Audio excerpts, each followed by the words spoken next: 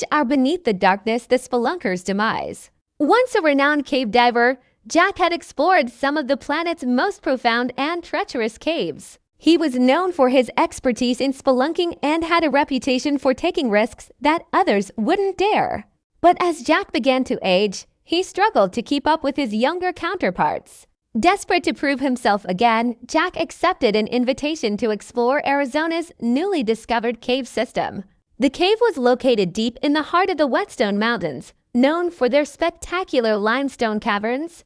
The air was cold and crisp when Jack arrived at the cave entrance just before dawn. He took a deep breath, feeling the familiar rush of adrenaline that came with exploring the unknown. With his safety checks complete, Jack adorned his gear and entered the cave, his powerful headlamp casting an eerie glow on the surrounding rock formations.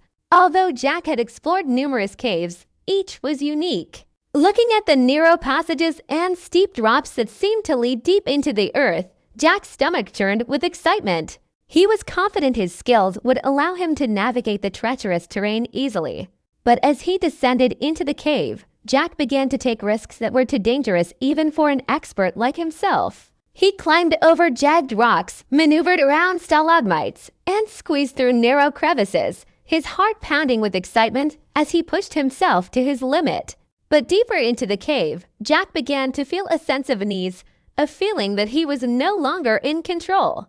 Hours ticked by as Jack continued his descent, the air growing colder and the passages growing narrower. He came to a drop-off and began to tie off a climbing line when he heard strange noises below him, a low growl that seemed to echo off the walls. Jack tried to brush off the feeling of unease, telling himself that the air was moving through various formations.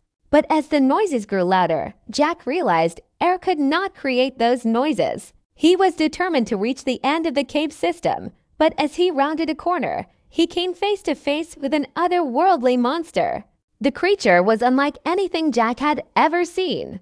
Its long, slender body was lined with jet-black scales and bony spines. Its glowing yellow eyes stared into Jack's soul as the creature salivated, eager to begin its long-awaited feast. The monstrosity moved toward Jack, opening its massive jaws. Its razor-sharp teeth shone brightly in the light of Jack's headlamp. Jack tried to back away, but his path was blocked by boulders littering the cavern floor. Panicked, he reached for his knife, hoping to fend off the creature, but it was too late.